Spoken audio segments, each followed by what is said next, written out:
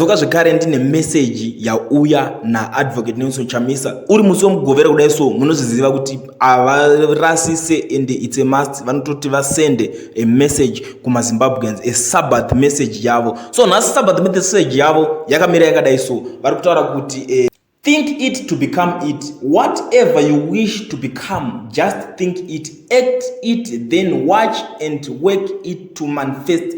Thought is the first act. Your thoughts and actions become your reality. Blessed weekend. #God is in it.